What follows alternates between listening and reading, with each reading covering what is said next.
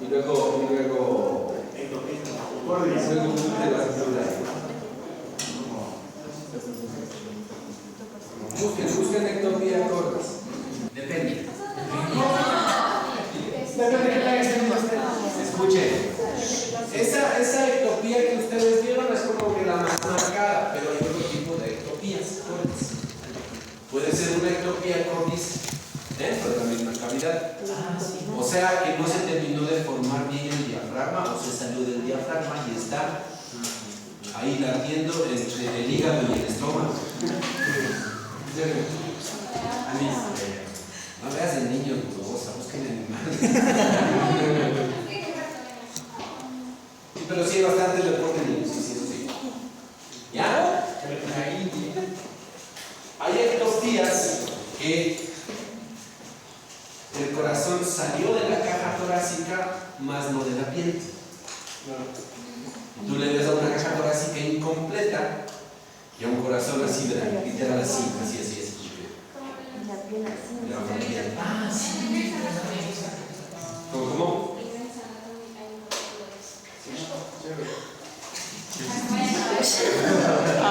No, porque esa fue la oportunidad, creo que hasta las finales del cuarto, esa es una novela. Eso yo vi en un cachorro de copia alguna vez. Y el perrito estaba sano, normal y todo, pero el corazón era así, entonces se sentaba ahí así. Se murió bien. Cuando le intentaron poner el corazón en el pecho. No, pues es que vos sabes que eso en realidad era una bomba de tiempo y tenía que regresar a la cirugía. En la cirugía pues se quedó el pedo muy claro. ¿Cómo? Depende. Lo siento, se rompió la liga de ese lado, salió volando para allá. Como los videos de los 10 años después de sí, eso le va a pasar al corazón. Se va a ir para un lado y le puede provocar lo que se llama una arritmia. ¿Qué será una arritmia? Que significa el prefijo A. ¿Siempre? El prefijo A. Sí, ausencia. ¿No es cierto? Arritmia. Pues sería que el corazón debería tener su propio globo, ¿no es cierto? ¿Globo? Es una regla. ¿Ok?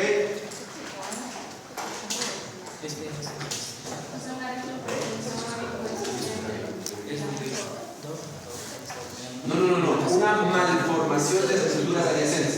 Lee el postulado ahí adelante, ¿ya? Pero les doy un ejemplo entre tantos que hay. Sí, un mal desarrollo, un mal desarrollo de los ligamentos puede hacer que el corazón se mueva de lado, deje de estar en el lado izquierdo y se mueva al lado derecho. ¿Sí? Eso sería una transposición del órgano o lo que se conoce una dextrocardia. ¿Sí? En el mamífero cualquier tipo de dextrocardia es patológica. En el ave la dextrocardia es fisiológica. El pollito tiene el corazón hacia el lado izquierdo y el arco aórtico, en vez de girarse a la izquierda, gira hacia la derecha. En las aves. En los mamíferos no. En los mamíferos tenemos el corazón hacia la izquierda y el arco aórtico también hacia la izquierda. Nosotros lo hacemos así. No así. Entonces, si tu corazón en vez de estar apuntando para acá, apunta para acá, eso se llama una dextrocardia. Y ahora tienen que hacer una cosa. En cualquier mamífero, ¿qué consecuencias negativas tendría una dextrocardia? Yo les doy una. Hipertensión pulmonar. Y vas a decir, ¿por qué es eso? Fácil. El pulmón izquierdo tiene el espacio para que lo ocupe el corazón. No. El pulmón es como una esponjita, ¿no es cierto? Entonces es la esponjita que está así, así. Ábrese los brazos. Ábrese los brazos.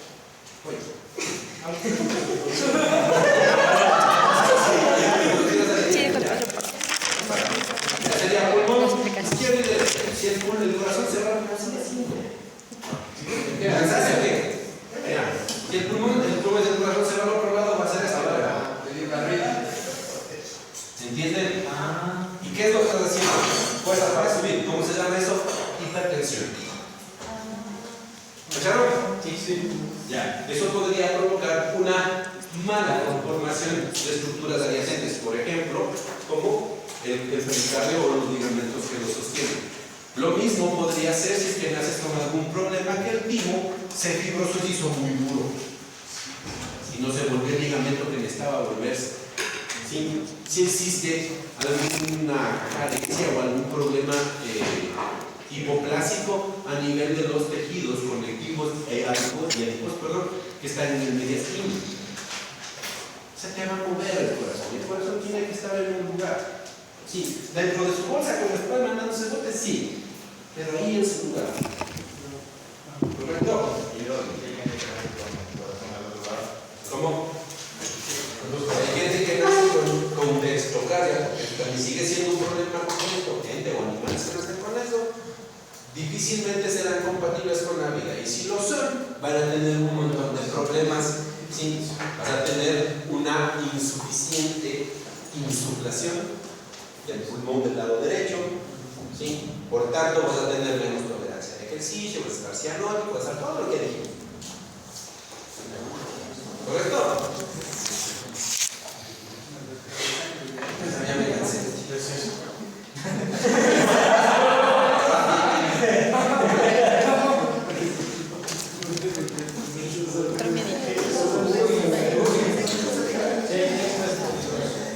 Bien. Y acá estábamos hablando de la espalda, teniendo el banquito contigo al medio, vamos a hablar. Nosotros le vamos a conocer como pericardio. ¿Sí? Pericardio. ¿Qué es el pericardio? Una bolsita. ¿De qué está hecha esa bolsita? Tejido. Tejido fibroso. Tejido fibroso. Una bolsita de lona, si quisieras verlo así. ¿Ya?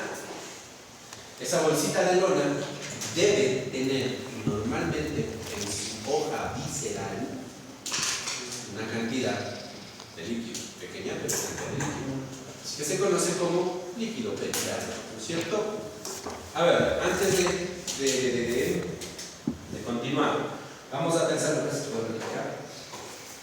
Esto sería una hoja. Un lado de la hoja va a estar en contacto con el órgano, en cualquier tipo de bolsa o saco de tipo fibroso, ¿no es cierto? Y otra bolsa va a estar en contacto con lo que esté fuera del órgano. ¿Correcto? A esta hoja la llamaremos como hoja visceral y a esta como hoja parietal. Simple, no visceral, está en contacto con la víscera, y parietal está para el otro lado de la víscera. Para eso con la. ¿Sí? Entonces, entre la hoja visceral y el epicardio tiene que haber una pequeña cantidad de líquido. ¿Estamos de acuerdo? Sí. Si saben dónde estamos, ¿no es cierto? Mentalmente estarías dibujando dónde estamos. ¿Para qué se siente? Acuérdense la propaganda que nos daba una marca de aditivos para vehículos. La vida es mejor sin fricción. Esa debe ser. Y aplica también en cualquier parte del cuerpo. O en cualquier parte móvil del cuerpo. Lo mismo ocurriría con articulaciones. ¿Qué hay entre articulación y articulación? Líquido sinovial. ¿Para qué sirve el líquido sinovial? Para que no te rechinen las bisagras cuando ya estás ciego. ¿Sí o no? ¿Ya? Muy bien, entonces debe haber esta cantidad pequeña de líquido para que el corazón lata rítmicamente dentro de eso, ¿sí? Y esté bien aceitadito, bien enjabonado. Yo siempre le digo, es como cuando le pones aceite al motor de la moto, ¿no? Si te prendieras a la moto sin aceite, la fricción haría que el motor se haga mierda, reventaría, se quemaría, se fundiría. Imagínate lo que le pasaría al corazón si la cantidad de líquido empezara a disminuir. ¿Qué le haría la fricción a las fibras musculares? Las va a lesionar, se van a lastimar. ¿Sí? Y si ya se recuperan de lo que se está lastimando, ¿qué le va a pasar a un tejido tan altamente especializado como el tejido cardíaco? Exacto. ¿Y qué pasaría con la función de ese miocardio? Disminuye, correcto. Es obvio, ¿no es cierto?, que si estás afectando a un tejido que tiene cierta función, ese tejido se daña, se reemplaza por un tejido que carece de esa función, obviamente, ¿sí?, su función en general va a disminuir. ¿Ya? Bien, esa es la importancia del pericardio y del líquido pericárdico. Ahora, ¿qué va a pasar? Pero antes de eso, perdón, ¿de dónde miércoles sale ese líquido pericárdico? ¿Alguien me puede decir? Yo les digo, todo líquido que tengan en el organismo, de ley, tiene origen circulatorio. Todo donde tengas agua, esa agua salió de los vasos sanguíneos. ¿Sí? ¿Qué pasó? ¿De lo que parte? O sea, ese líquido viene directamente del corazón. ¿Perdón? Ese líquido viene directamente del corazón. De los vasos sanguíneos. ¿Cómo? La linfa también es de origen sanguíneo. Claro que sí.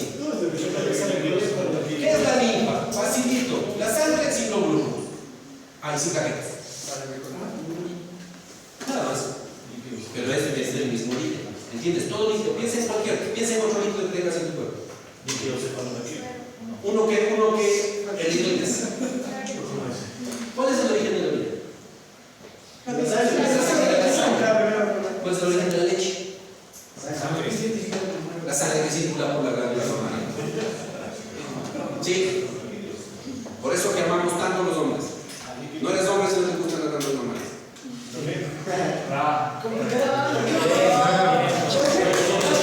Sí, es el plexo coroideo, el acueducto de Silvio, ¿el qué? Jala para que se genere, ¿no es cierto? Se forme el cerebro. Otro, ¿quién es eso?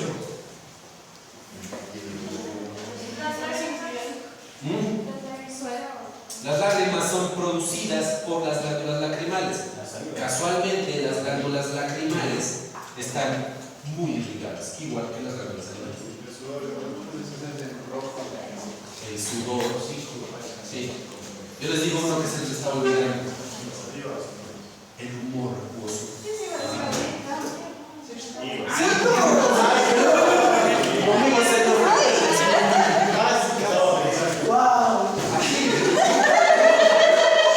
Sí, entonces, todo líquido que ustedes se encuentren en el organismo deben saber que su origen es la circulación sanguínea.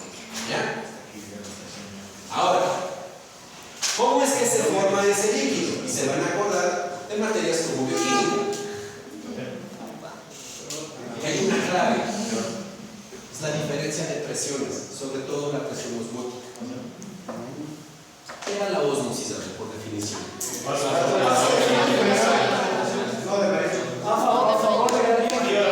Es a favor del gradiente, de donde hay menos a donde hay más, ¿cierto? Ya. ¿Vean? Se aprendieron de memoria ese concepto. ¿Hasta eso? Está bien, ¿ya? El líquido que se encuentra en cualquier otro lado generalmente actúa a favor de ese gradiente, ¿no es cierto? O sea, por ósmosis se va a filtrar los líquidos que van a constituir todo este montón de líquidos que tenemos en el cuerpo que lo hacen funcionar. ¿Ya? Y por eso podríamos decir que todos estos líquidos básicamente es la porción líquida de la sangre, con unos más y otros menos componentes. Por ejemplo, acá su compañera me dijo la linfa. ¿Está bien? ¿Ok? Ahora, decimos esto. ¿Qué pasará si por alguna razón se altera esa perfusión, esa osmolaridad? ¿Solo aumenta? Exacto. Va a aumentar, pues, por ejemplo, por una alteración a nivel de presión, sea porque sube o porque baja la presión, ¿sí? La cantidad de este líquido puede aumentar o puede disminuir, ¿ya? Y te vas a topar con el primer problema, ¿sí? Mucha presión, exceso de filtración de líquido. ¿Cómo se denomina eso? ¿Cómo se denomina eso? Es como, a ver, defíneme hidropericardio en la prueba. La falla de las presiones que produce ¿Un aumento en qué? No, pues ya sabemos. ¿Qué significa hidropericardio? Porque una falla de las presiones correctamente, la cantidad de líquido pericárdico aumentó. Tiene que haber un poquito. ¿Qué pasa si hay mucho? genera una presión en el corazón. Sí, va a haber mucha presión en el corazón. ¿Y qué va a pasar con la fuerza contráctil del corazón? Se ve no puede haber. No, pues es como que le dijéramos, a ver, que aplastemos entre todos, y a ver, muévete. Y va a decir, no puedo, escúndense, y solo vas a hacer fuerza así. No así. ¿Cómo?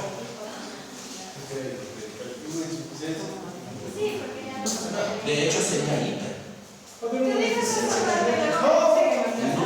No. Hipercontractibilidad por el aumento de la presión. Haz de cuenta que aquí, en esta bolsita del corazón, así, ¿no es cierto? Si vos metes líquido, ya no tiene a dónde expandirse. Y va a ser más fuerza o va a ir más veces. Aunque no pueda. Entonces, es como que quisieras moverlo con camisa de fuerza. Haces más fuerza y te vas a cansar más rápido.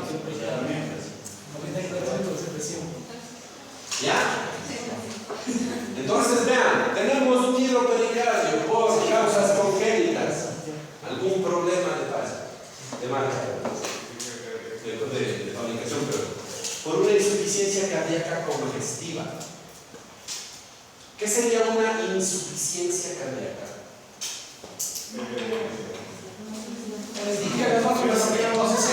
Exacto, las sangre sale de sangre porque los están muy conectados. ¿Y qué significa congestivo? ¿O a qué hace mención? ¿Cómo está generando la presión en contra? No hay paso. ¿Qué pasa con los carros que no repito en los túneles? No hay movilidad. No es que vaya a salir, si hay salida, sino que no hay espacio. Se vuelve más lento. poquito.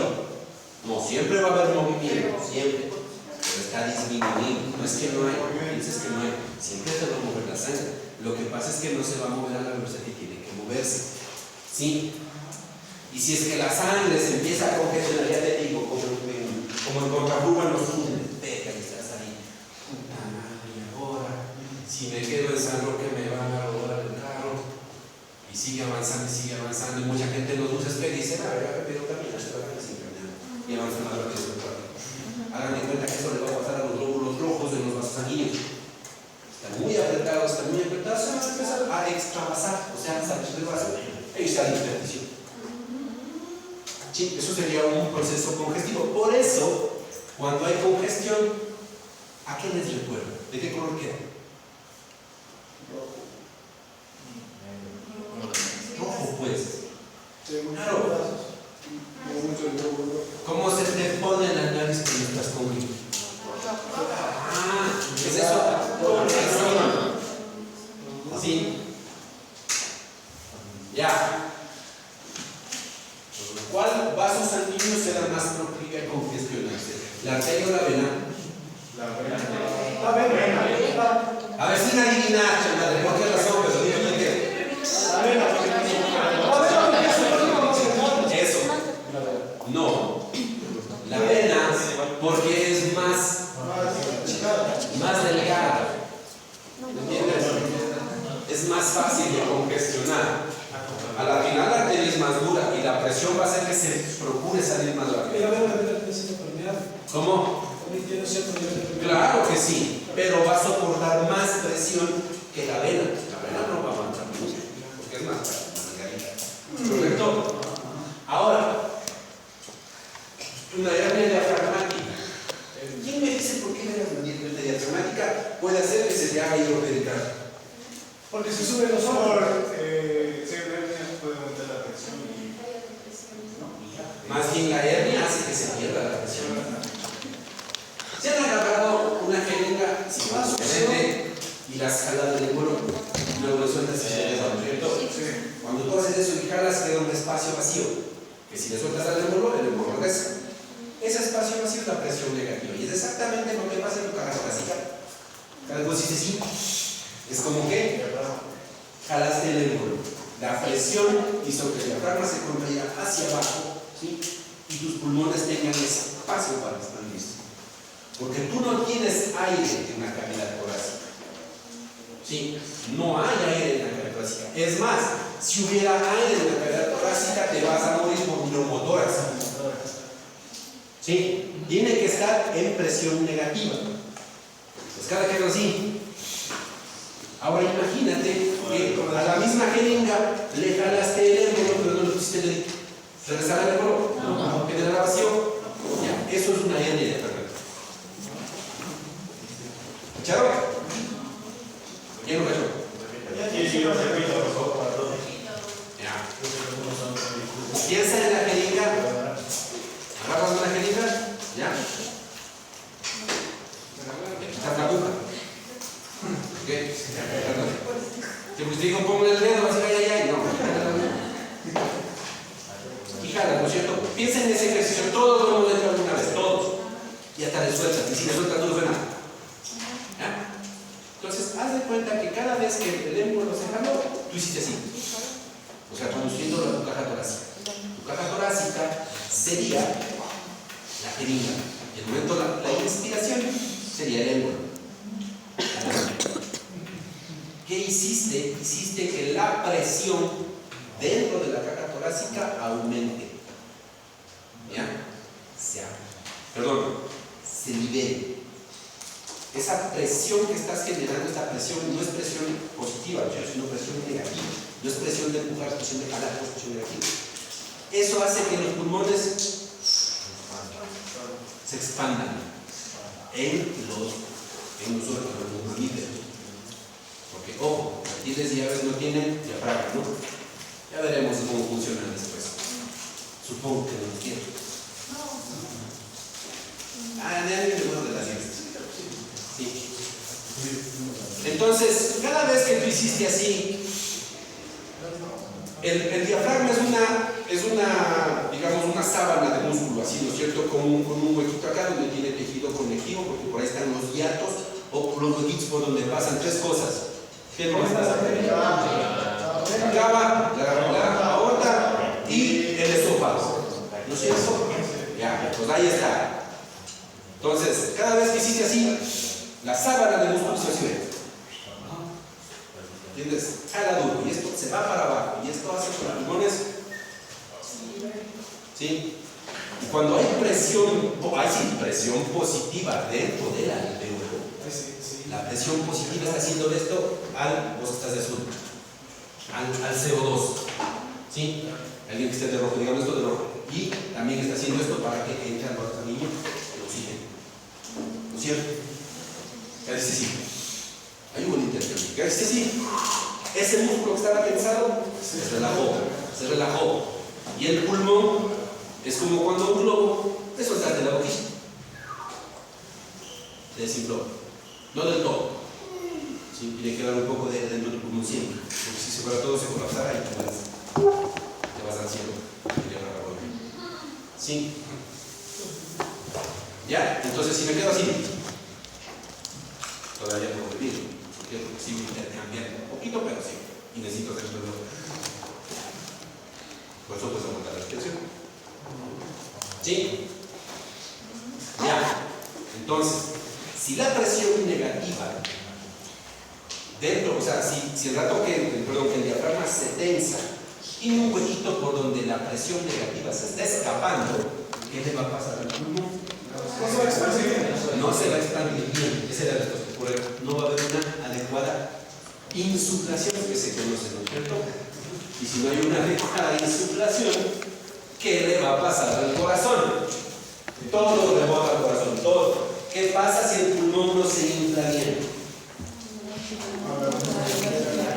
ver, si intercambio mínimo adecuadamente, entonces la sangre se estará oxigenando adecuadamente. ¿Y qué va a hacer el corazón como medida compensatoria? Así ver que está trabajando, mejor mando más sangre. Ese aumento de la presión en los vasos periféricos del corazón, ¿qué va a hacer? Que se salga más de la agüita. ¿Y se sale más de la agüita a dónde? No, al espacio pericárdico. No al pericardio, porque el pericardio es una bolsa. ¿Correcto? Sí. Ese es el difícil, Juan. Esas son huevadas de verdad. Si les digo pericardio. ¿Y cómo puede salirse la célula? No hay de otra. Después les puse neoplasia, obviamente va a lastimar el tejido. Ruptura de aurículas es un trauma. ¿Sí? Trauma en general. Sí, hay una enfermedad que se conoce como retículo pericarditis traumática que les da las bajas por la carga nuclear. ¿Sí? Y literalmente lo apuñaló como al barcelonista, al empleado del día. Cuando pierde con el bebé. Sí, más puntual después. ¿Lo siento? Ya. Y les puse también iatrogenia. Es la maravilla. ¿Qué es una iatrogenia? Mala prácticamente. Ya. Ahora tienes neumo. ¿Qué es neumo? Ojo, aire dentro del espacio pericardio. ¿Cómo puede entrarse el aire ahí? Ya. Programa difícil. En realidad es difícil, porque si se rompe, lo que va a pasar es como cuando le pusiste una fruta mojada dentro de una funda de plástico. ¿Entiendes? Se va a pegar el pericardio ahí. ¿Sí? ¿Sí me entendí? ¿Cierto? Ya. Así que eso va a causar un trauma. Generalmente un mismo pericardio va a estar causando por infecciones bacterianas. Una bacteria llegó ahí, como también llegaría generalmente por vía endógena. ¿Cómo es? Hematógena, perdón. Hematógena de la sangre. Y ahí empezó a crecer. Las bacterias son bolosas y son bien pedoras. Ajá. Cuando comen azúcares, cuando producen fermentos, esos fermentos producen grasón. Sí. Así se hace la cerveza. Elixir de los dioses. Ambrosía. Bendita sea ella. No me gusta la cerveza, pero eso lo puedo tomar una como dos de borracho.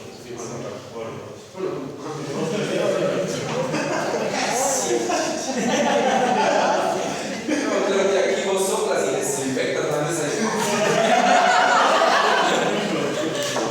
Sí, soy. Bueno, eso puede pasar al neumopericardio. Y tanto el hemo como el neumopericardio, si es que son de origen traumático, pueden dar paso a este de aquí. Pío. ¿Qué significa pío? Pus. ¿Ya? ¿Qué es el pus?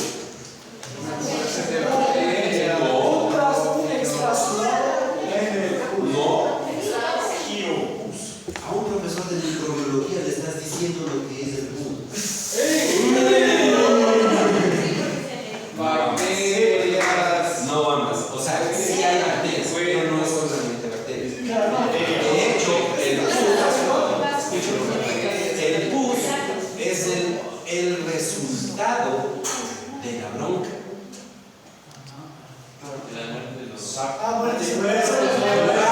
Ya verás, si me dices solo un cúmulo de bacterias, por más de brava que te pongas, no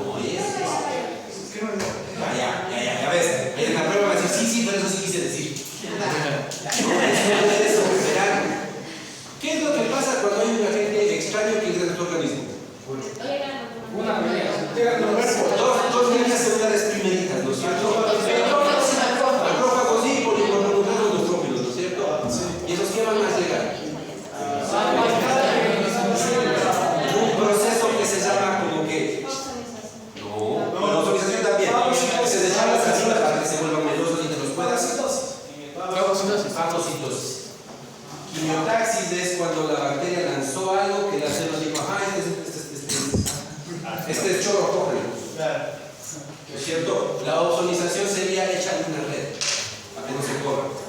Y la fagocitosis sería después de que se comió algunos, no solo. Yo digo, a mí me gusta fagocitar a estudiantes al fin de semestre. Y mueren gorditos en clases, pero después me habla la Germania y me dice, no tienen que pasar pobrecitos. Tamales no. Si fuera por mí, tuviera un índice de mortalidad y por mi gasto.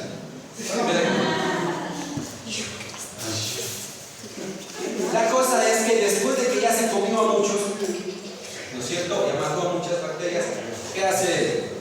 Se hace un harakiri. La autocolisión. ¿Cómo se llama eso? Ahora, por todas las células blancas, ¿no es cierto? Por todas las bacterias que fueron y se enfrentaron así como en batalla de 300 y se sacaron la puta, todo ese campo de cadáveres que se expuso. Por lo menos de eso.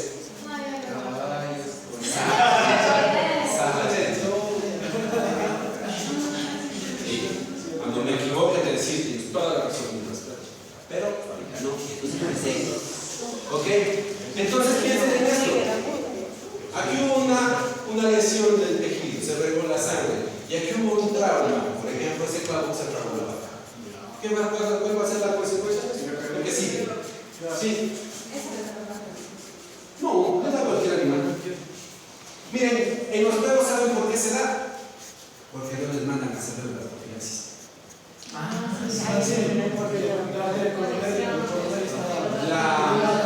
placa dentaria es todo lo que crece de las bacterias que están comiendo la comida que tiene entre los dientes. ¿Sí?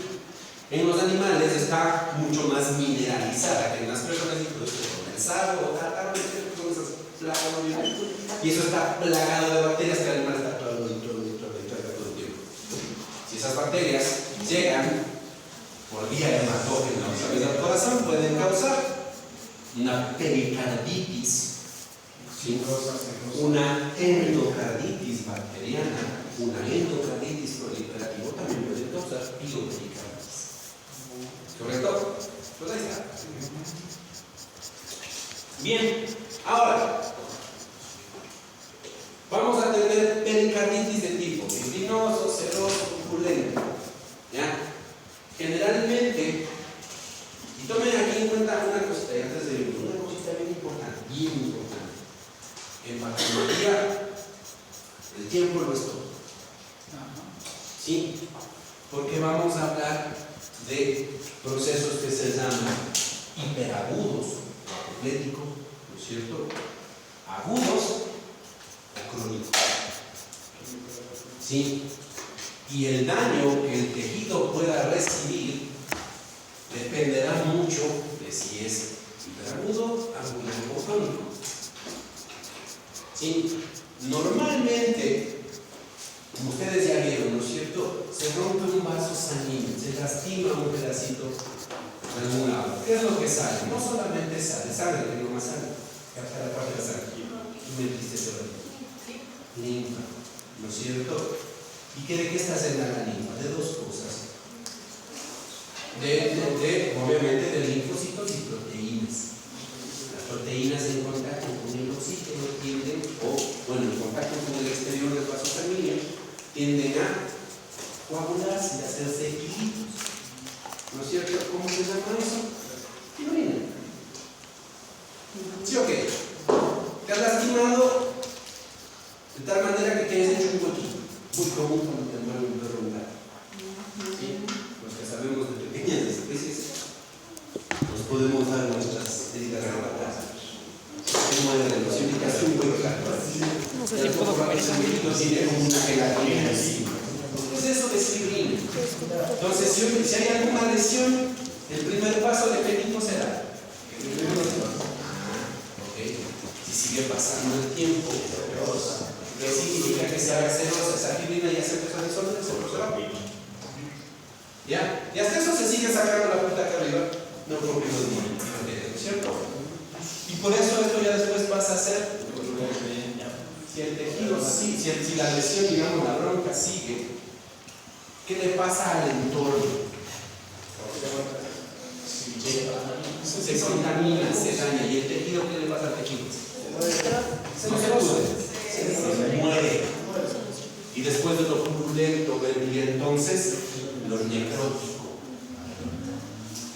¿Sí? Y después de lo necrótico, ¿qué vendría? Cuando el tejido altamente especializado se pierde, ¿qué pasa? Se reemplaza. ¿Y entonces cuál sería el último paso? Fibrótico. ¿Comprendieron? Entonces, nuestro trabajo es, dependiendo en qué estado llegue, saber hasta cómo actuar en función del tiempo que ha pasado. Por eso, ustedes han de entender, y por lógica sabemos que los procesos agudos son más fáciles de tratar que los crónicos. ¿Sí o qué? Sí. ¿Comprendido? Sí. Entonces, en una pericarditis, algún proceso inflamatorio, infeccioso del pericardio, vamos a tener este tipo de procesos que la verdad van a ver que se repiten muchísimo. Apréndanse bien esto, ¿no? Depende del tiempo. Sí. Sí. Ese sería el curso de la enfermedad. Luego, cuando se tengan enfermedades infecciosas, esta enfermedad es de curso agudo o esta enfermedad es de curso crónico. Entonces, ¿cuánto tiempo le toma al agente causal empezar a provocar lesiones que tú ya puedas detectar o que el animal ya puede empezar a hacer?